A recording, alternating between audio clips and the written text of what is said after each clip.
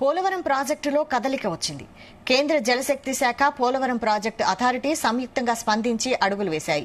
పోలవరం సవాళ్లను పరిష్కరించేందుకు అంతర్జాతీయ నిపుణులు రానున్నారు. అమెరికా, కెనడాకు చెందిన నలుగురు డ్యాం నిర్వహణ, భద్రత, సివిల్ ఇంజనీరింగ్, హైడ్రాలిక్ నిర్మాణాలు, కట్టడాలకు సంబంధించిన అంశాలపై పరిశీలించనున్నారు. వీరు జూన్ 27 నుంచి జూలై 5 వరకు పోలవరంలోనే మకాం వేసి ఇక్కడి పరిస్థితులను అధ్యయనం చేస్తారు. అనంతరం పోలవరం ప్రాజెక్టు అథారిటీకి నివేదిక అందిస్తారు. ఈ నిపుణులను పోలవరం ప్రాజెక్టు అథారిటీ నియమించింది. వీరు 3 నెలలకోసారి పోలవరం సందర్శిస్తారు.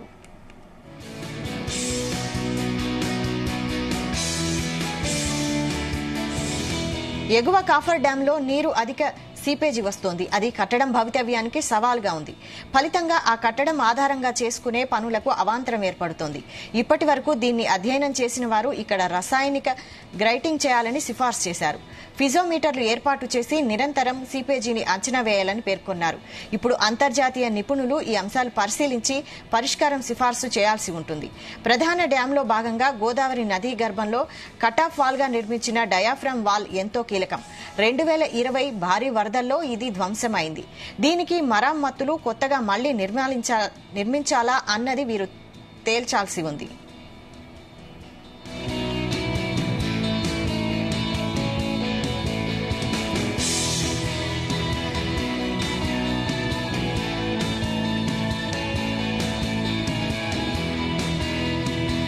ఇదే అంశంపై మరిన్ని డీటెయిల్స్ మా ప్రతినిధి దుర్గప్రసాద్ అందిస్తారు. ప్రసాద్.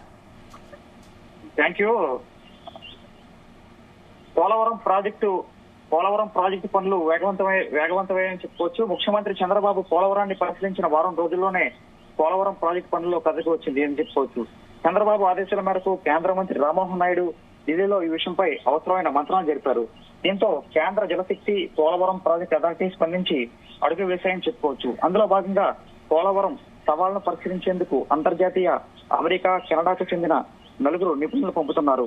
డ్యాం నిర్వహణ, భద్రత, సివిల్ ఇంజనీరింగ్, హైడ్రాలిక్ నిర్మాణాలు, కట్టడాలకు సంబంధించిన పనులను నిపుణులు పరిశీలించనున్నారు.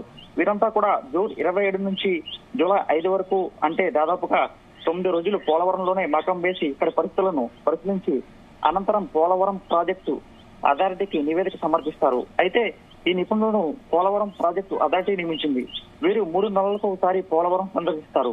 నిర్మాణం పూర్తయ్యే వరకు సాంకేతికంగా ప్రాజెక్టు పనులకు అండదండలు అందిస్తారు. ఒక విధంగా చెప్పాలంటే ప్రస్తుతం పోలవరం ప్రాజెక్టు పనులు నలుగురు విదేశీ ఇరిగేషన్ ఇంజనీర్ల చేతిలో ఉన్నాయి. ప్రస్తుతం పోలవరం ప్రాజెక్టులో ప్రధాన సవాళ్లైతే ఉన్నాయి.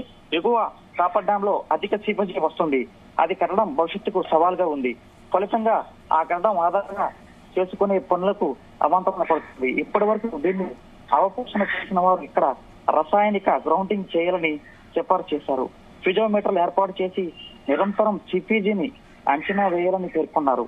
ఇప్పుడు అంతర్జాతీయ నిపుణులు ఈ అంశాలను పరిశీలించి పరిష్కారం సిఫార్సు చేయాలి. ప్రధాన డ్యాం లో భాగంగా గోదావరి నది గర్భంలో కట్ ఆఫ్ వాల్ నిర్మించిన డయాఫ్రమ్ వాల్ ఎంతో కీలకం. 2020 భారీ వరదల్లో ఇది ధ్వంసమైంది.